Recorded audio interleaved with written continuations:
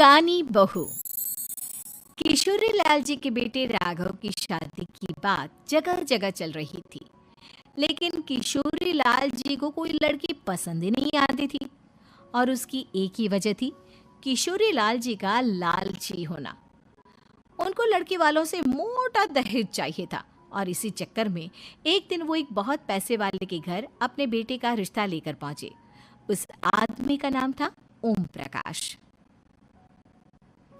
देखिए किशोरी लाल जी, मेरी एक ही बेटी है और मेरी सारी संपत्ति जायदाद सब कुछ मेरी बेटी नैना का ही है। पापा, नाम से लगता है बहुत खूबसूरत होगी। कितना अच्छा नाम है ना, नैना। ओ, वैसे बात तो सही है आपकी। अब इतना पैसा है, जमीन जायदाद है, इकलौती बेटी, आप भी क्या करेंगे? सबको जूसे ही देंगे ना।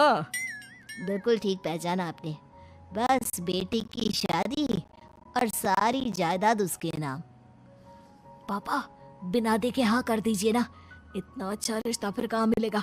माला माल हो जाएंगे हम। मैं अपनी बेटी को बुलाता हूँ। अरे नहीं नहीं नहीं नहीं, आपकी बेटी का नाम नैना है, सुनकर ही लगता है बहुत सुंदर होगी। रहने दीजिए अंकल, मैं तो आपकी बेटी के नाम से इतना खुश हो गया हूँ कि उसे बिना देखे शादी करने को तैयार हूँ। अब तो मैं उसका चेहरा सीधे शादी के बाद ही देखूंगा। और इस तरह राघव नैना का चेहरा नहीं देखता और उससे शादी कर लेता है। शादी के बाद अपनी सुहाग रात पर जब राघव नैना का घूंघट उठाकर देखता है तो नैना की आंखें बंद थी। कितने खूबसूरत हो तुम नैना, जरा अपनी आंखें खोलकर मेरी तरफ देखो तो सही।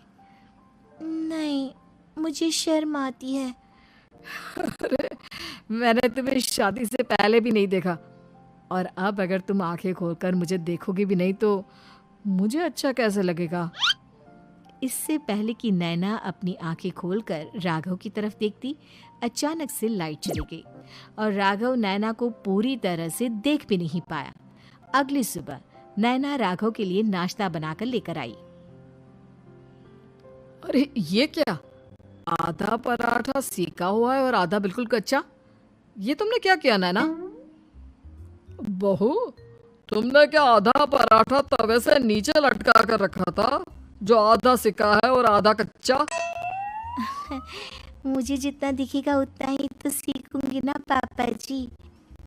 जहाँ जहाँ मुझे नजर आ रहा था वहाँ मैंने सीख लिया, जहाँ जहाँ नहीं दिखा वहाँ कच्चा रह गया होगा। इसका क्या मतलब है? ये कैसा मजाक कर रही है तुम? अरे बहू, तुमने इतना लंबा घूंघट क्यों लगाया हुआ है? देखो, हमारे घर में बहुओं को बेटी की तरह रखा जाता है, और फिर तुम तो इतना सारा माल लेकर आई हो। देखो, ये घूंघट डाल कर रखने की कोई ज़रूरत नहीं है।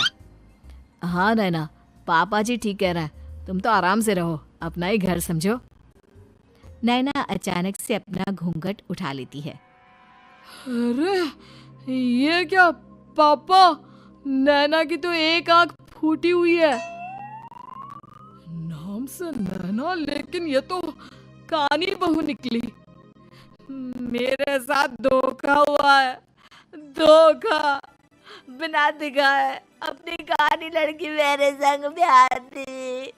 मुझे कहानी भी नहीं चाहिए। मुझे अभी ओम प्रकाश जी से बात करनी पड़ेगी। आखिर उन्होंने मेरे साथ ऐसा किया क्यों?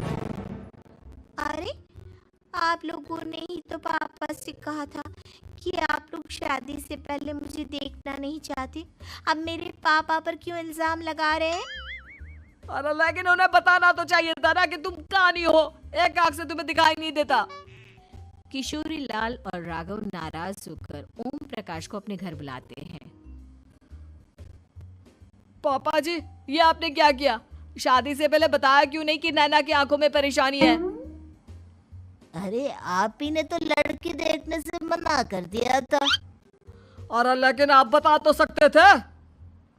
आपको तो हमारी बेटी की प्रॉपर्टी चाहिए थी, वो भी पूरी की पूरी। अब क्या हुआ अगर उसे आधा दिखाई देता है? प्रॉपर्टी तो आपको पूरी मिल गई ना। अरे ये क्या बात हुई? मेरी शादी प्रॉपर्टी से नहीं, आपकी बेटी से हुई है। अब ये तो पहले सोचना चाहिए था। तब तो मेरी प्रॉपर्टी देखकर तुम्हारी जुबान लप लपा रही थी। लेकिन मैं कानी लड़की को अपनी बीवी बनाकर नहीं रख सकता। पापा कुछ करिए ना आप। हाँ करता हूँ। देखिए ओम प्रकाश जी, आप हमारे साथ ऐसा नहीं कर सकते। और तुम देखो, अगर तुमने मेरी बेटी से शादी तोड़ी ना, तो जो भी प्रॉपर्टी मैंने तुम्हें दी है वो तो पूरी की पूरी वापस ले ही लूंगा, और आधी प्रॉपर्टी तुम्हारी भी लूंगा। अरे मेरी आधी प्रॉपर्टी भला क्यों लेंगे आप? इसलिए क्योंकि मेरी बेटी को आधा नजर आता है और उसकी नजर अभी तक तुम्हारी आधी जायदाद पर ही पड़ी है। अब तुम उसे घर से निकालोगे तो कुछ तो लेकर जाएगी ना। और अगर हम आपकी बेटी को अपने घर की बहू बनाकर रखे तो? तो तुम्हारी पूरी प्रॉपर्टी तुम्हारी ही रहेगी, और जो मैंने तुम्हें दिया है ना, उसमें से बस मैं आधा लेकर जाऊंगा। अरे लेकिन अब आप अपनी दी हुई प्रॉपर्टी में से आधी वापस क्यों लेकर जाएंगे? अगर मैं आपकी बेटी को अपनी पत्नी बनाकर रखने को तैयार हूं तो? इसलिए ताकि भविष्य में अगर तुम मेरी बेटी को धोखा दो तो उसके पास कुछ तो रहे जो पति का हो।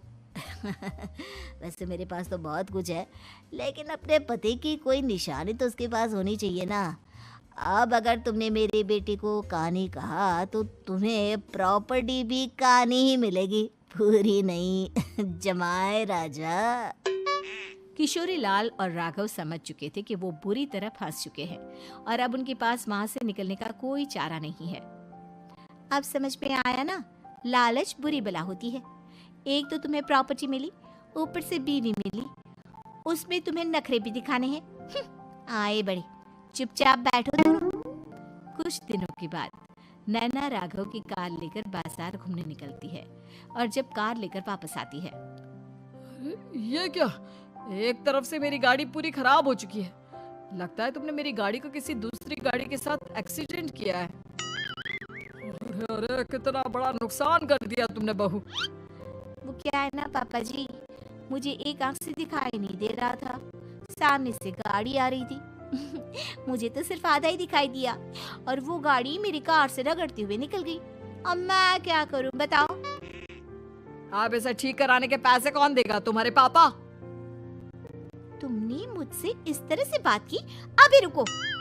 नैना राघव की शिकायत ओम प्रकाश को कर देती है। देखो राघव, अब जो मेरी आधी प्रॉपर्टी तुम्हारे पास थी ना, उसमें से आधी और मैं लेकर जाऊंगा, क्योंकि तुमने मेरी बेटी को डांटा। अरे नहीं पापा जी, गलती हो गई, माफ कर दो। गलती की तो कोई गुंजाइश ही नहीं। अगली बार मेरी बेटी को डांटा तो बची हुई आधी में से आधी और ले जाऊंगा। लालच के चक्कर में हम दोनों ने बहुत बड़ी गलती कर दी बेटा। एक तो तुम्हें कानी बहू मिली और ऊपर से जो माल मिला वो भी काना।